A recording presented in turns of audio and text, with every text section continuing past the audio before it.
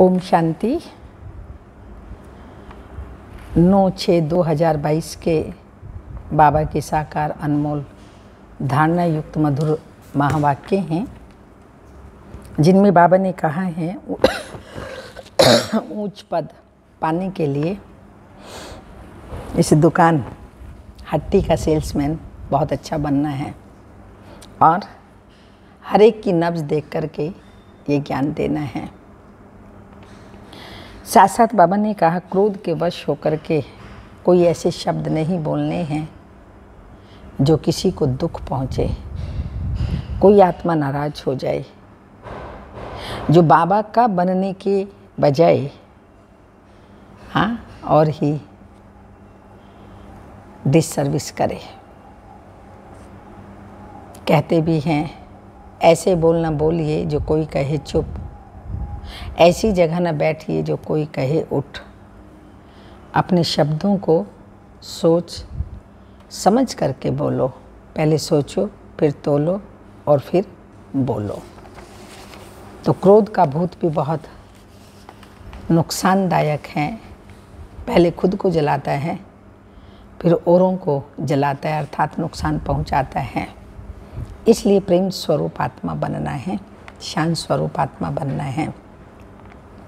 तो सुनते हैं प्राण बाबा के मधुर महावाक्य। मीठे बच्चे, तुम ब्राह्मण कुल श्रेष्ठ विष्णु कुल का बनने वाले हो, इसलिए तुम्हें पक्का वैष्णव बनना है।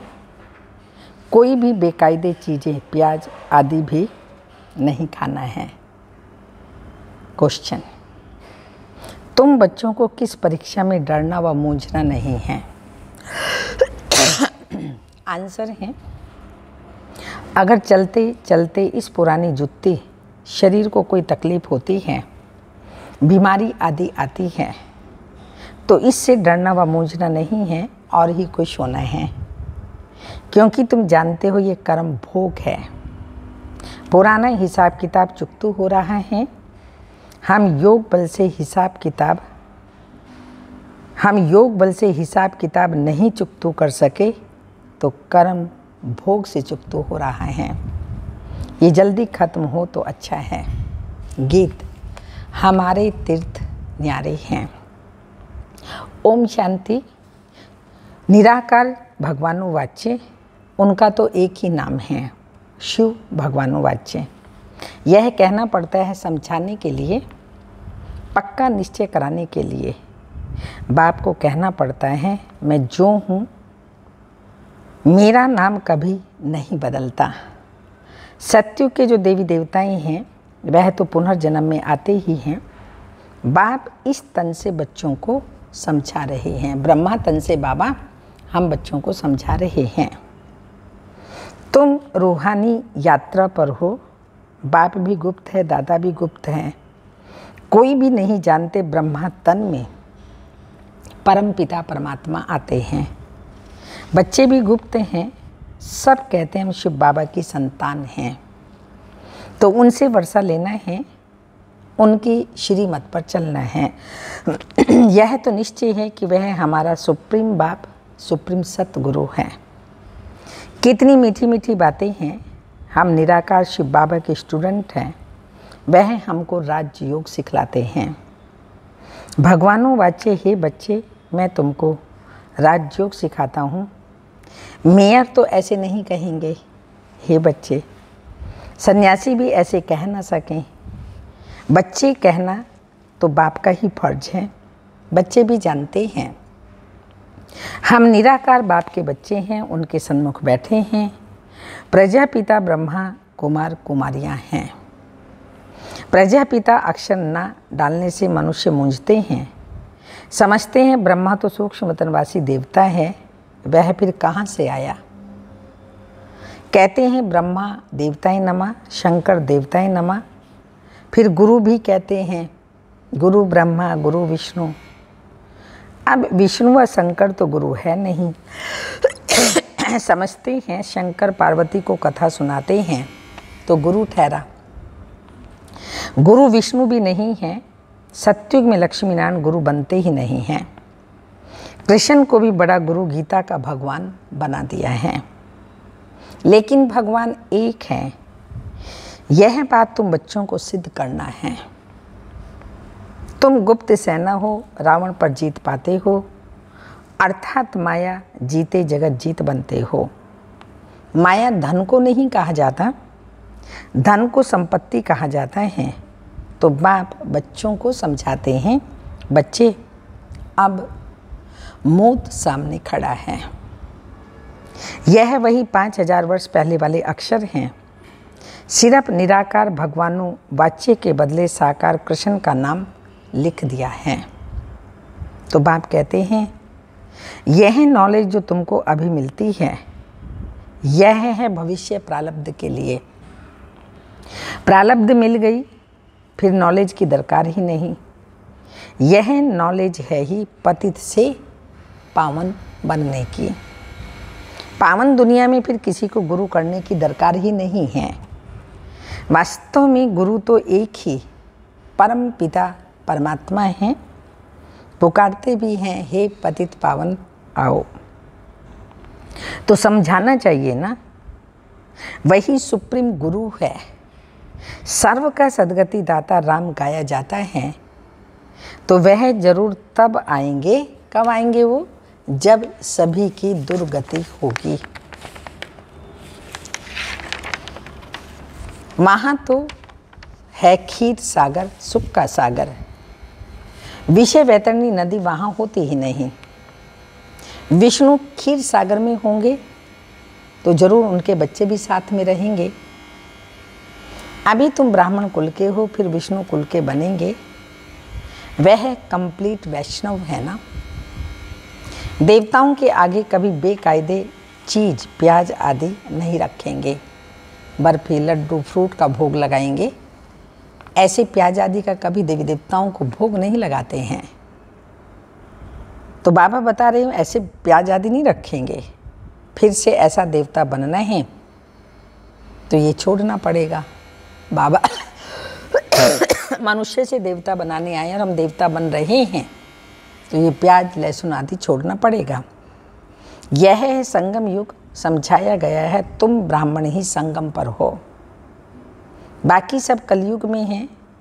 तो जब तक ब्राह्मण ना बने तब तक समझ नहीं सकेंगे। बाप कहते हैं, मैं कल्प के संगम पर आता हूँ, वह समझते ही नहीं यह कोई संगम है।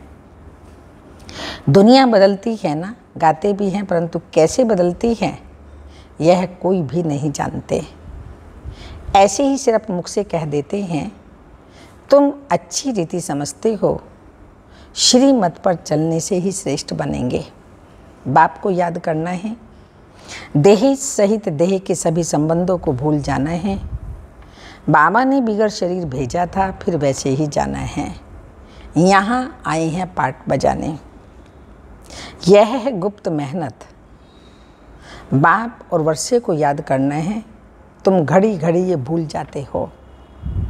बाबा को भूलने से माया की चमाट लग जाती है। यह भी खेल है अल्लाह अव्वल दीन का। आदि आदि दिखाते हैं ना। अल्लाह ने अव्वल धर्म स्थापन किया। अव्वल माना नंबर 1 और नंबर 1 माना एक आदि सनातन देवी देवता धर्म जो शिव बाबा अल्लाह है, वो आकर के स्थापन करता है। ठक्का किया और बहिश्त मिला। यह धर्म कौन स्थापन कर रहे हैं? अल्लाह ने पहला नंबर धर्म स्थापन किया। हाथ मताई का खेल दिखाते हैं। मुख में मुलाहरा ना डालने से माया आ जाती है। कोई ज़्यादा बोलता है तो उसको कहते हैं ना, चुप करो, कुछ मुख में डाल लो, मुलाहरा। वास्तव में है एक चुप सो सुख। आप उसी समय ये कंट्रोलिंग पावर धारण कर लो, मुझे चुप रहना है। तो एक बार आप चुप हो गए थोड़ी देर के लिए, तो कितना आपको सुख मिलेगा। इसलिए फिर वो कहानी बना दी। तो बाबा ने कहा ये सब संगम की बातें हैं, फिर भक्ति मार्ग में कहानियाँ बनाई हैं। तुम्हारा भी ये हाल है, बाप को भूलकर और सभी को याद करते रहते हो। अब तुम बच्चे जानते हो हम शांति धाम जा रहे हैं, फिर सुख धाम में आएंगे। दुख धाम को भूल जाने का पुरुषार्थ करो। ये तो ख़त्म हो जाने का है ना। हम लखपति हैं, ऐसे हैं, आदि आदि, ये बुद्धि में नहीं रखना है। हम तो हैं ही नंगे अशरीरी। ये तो पुरानी चीज़ है, शरीर भी पुराना हो गया ना। इस पुरानी जुत्ती ने बड़ा दुख दिया है। जितना बीमारी जास्ती हो, खुशी होनी चाहिए, नाचना चाहिए। कर्म भोग है, हिसाब किताब तो चुकतो करना ही है। इसमें डरना नहीं है। समझना चाहिए हम योग बल से विकर्म विनाश नहीं कर सकते, तो कर्म भोगना से चुकतो करना पड़े। इसमें मूंझने की बात ही नहीं है। यह तो शरीर पुराना है, ये जल्दी खत्म हो तो अच्छा है। और फिर तुम्हारी 7 रोज़ की भट्टी भी मशहूर है। 7 रोज़ अच्छी तरह समझकर बुद्धि में धारण कर, फिर कहीं भी चले जाओ, मूल्य तो मिलती रहेगी। वही बस है। बाप को याद करते चक्कर फिराते रहो। 7 रोज़ में स्वदर्शन चक्रधारी पन्ना है। 7 रोज़ का पाठ भी रखते हैं। 7 रोज़ मशहूर है। ग्रंथ भी 7 रोज़ का रखते हैं। भट्टी भी 7 दिन की है। ऐसे नहीं जो आवे उनको 7 दिन के लिए कहना है। मनुष्य की रग भी देखनी होती है। पहले ही 7 रोज़ का कोर्स कहने से कोई तो डर जाते हैं। समझते हैं हम रह नहीं सकते तो क्या करेंगे, तो चले जाते हैं। इसलिए मनुष्य को देखना पड़ता है। हर एक की नब्ज देखनी चाहिए।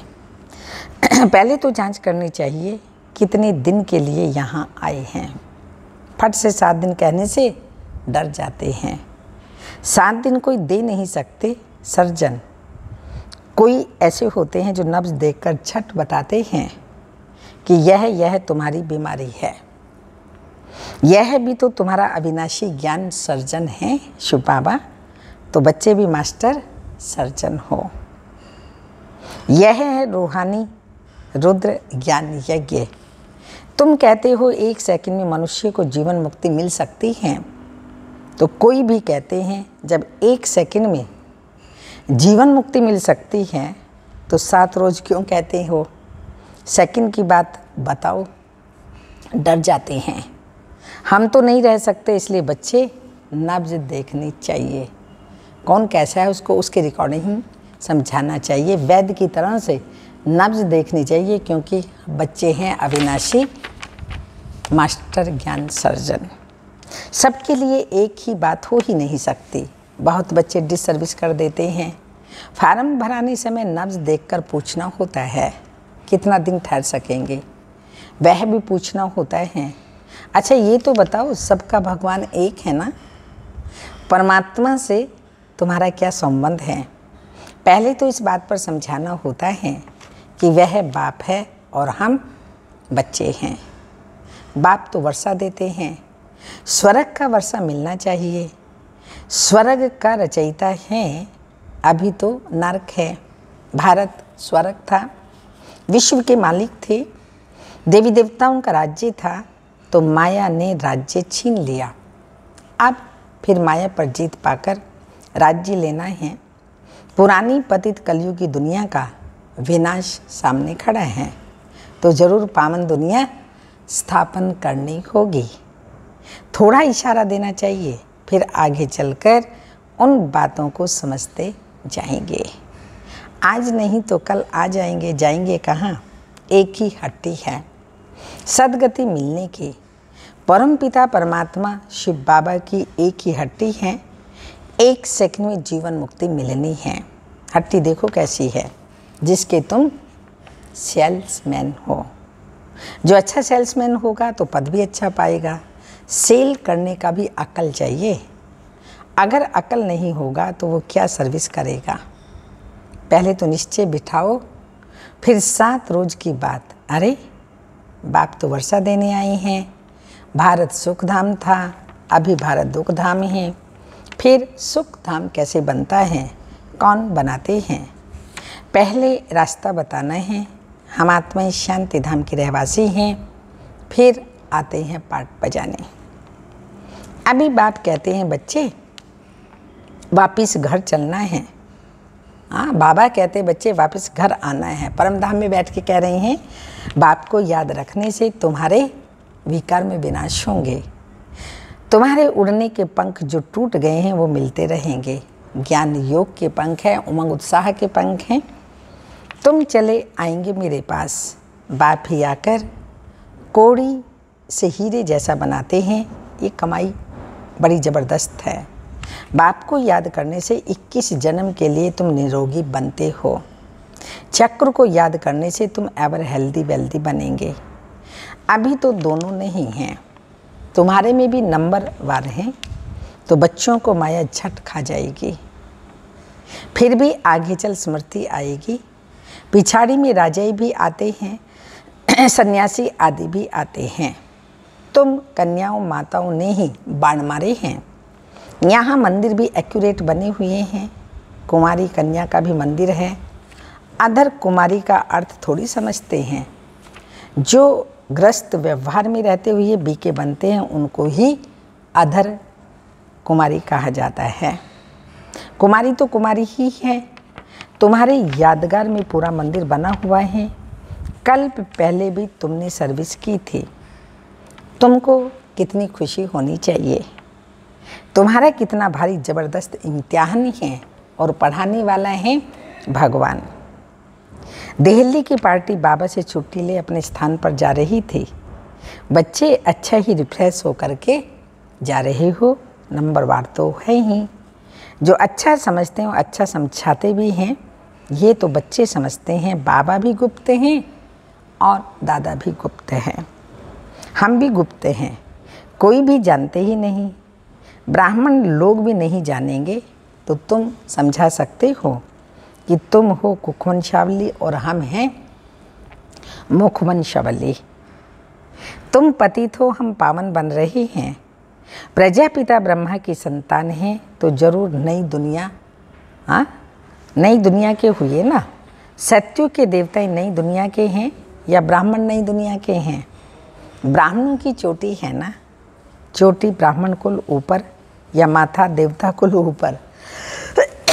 उसमें फिर शिव बाबा को भी गुम कर दिया। तुम बच्चे जानते हो बाप है फूलों के बगीचे का बागवान। रावण को बागवान थोड़ी कहेंगे। रावण तो कांटा बनाते हैं, बाबा फूल बनाते हैं। ये सारा कांटों का जंगल है। एक दो को दुख दे रहे हैं। बाप समझाते हैं किसी को भी दुख नहीं देना है। क्रोध से बोलने से 100 गुना दंड पड़ जाता है। अंडरलाइन, क्रोध से कोई भी बात किसी को बोलते हैं उसका 100 गुना दंड पड़ जाता है। पापात्मा बन जाते हैं। उसके लिए सजाएं बहुत कड़ी हैं। बाप के साथ मददगार बनने की गारंटी कर और फिर डिससर्विस करते हैं तो उनके लिए बड़ी कड़ी सजा है। बच्चा बन और फिर विकर्म किया तो 100 गुना दंड मिल पड़ेगा। इसलिए अगर हिम्मत हो तो श्रीमत पर चलो। नर से नारायण बनना है।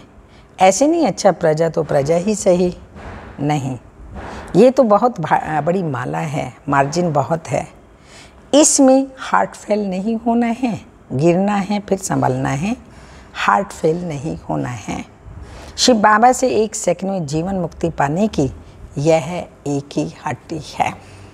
अच्छा, मीठे मीठे सिक्के लदे बच्चों प्रति माता पिता बाप दादा का याद प्यार। Good morning, diamond morning. रूहानी बाप की रूहानी बच्चों को नमस्ते। हम रूहानी बच्चों के रूहानी माता पिता बाप दादा को याद प्यार। Good morning, diamond morning. ओम नमस्ते। धारणा के लिए मुख्य साधन है ऊंच पद पाने के लिए शिव बाबा की हट्टी का अच्छा सेल्समैन बनना है। हर एक की नब्ज देखकर फिर उसे ज्ञान देना है। सेकंड पॉइंट, क्रोध के वश हो मुख से दुखदायी बोल नहीं बोलने हैं। बाप का मददगार बनने की गारंटी कर कोई भी डिससर्विस का काम नहीं करना है। वरदान, नथिंग न्यू की स्मृति से विघ्नों को खेल समझकर पार करने वाले अनुभवी मूर्त भाव। विघ्नों का आना ये भी ड्रामा में आदि से अंत तक नूंद है, लेकिन वह विघ्न असंभव से संभव की अनुभूति कराते हैं। अनुभवी आत्माओं के लिए विघ्न भी खेल लगते हैं। जैसे फुटबॉल का खेल में बॉल आता है, ठोकर लगाते हैं, खेल खेलने में मज़ा आता है, ऐसे ये विघ्नों का खेल भी होता रहेगा। नथिंग न्यू ड्रामा खेल भी दिखाता है और संपन्न सफलता भी दिखाता है। स्लोगन, सबके गुणों को देख विशेषताओं की खुशबू फैलाओ। सबके गुणों को देख विशेषता की खुशबू फैलाओ तो यह संसार सुखमय बन जाएगा। अमृत वेले की पॉइंट है, अपने नियमों को कभी भी छोड़ो नहीं। याद करने में व पढ़ने में मन नहीं भी लगे तो ज़बरदस्ती सुनते रहो, योग लगाते रहो, ठीक हो जाएंगे, क्योंकि माया ट्रायल करती है। ये थोड़ा सा किनारा कर ले तो आऊँ इनके पास, इसलिए कभी किनारा नहीं करना, नियमों को कभी नहीं छोड़ना। अपनी पढ़ाई, अमृत वेला, सेवा, जो भी दिनचर्या बनी हुई है उसमें मन नहीं भी लगे, लेकिन दिनचर्या में कुछ मिस नहीं करो। भारत में कहते हैं ना, जितना कायदा उतना फ़ायदा। तो ये जो कायदे बने हुए हैं, नियम बने हुए हैं, उनको कभी भी मिस नहीं करना है। अच्छा, ओम शांति।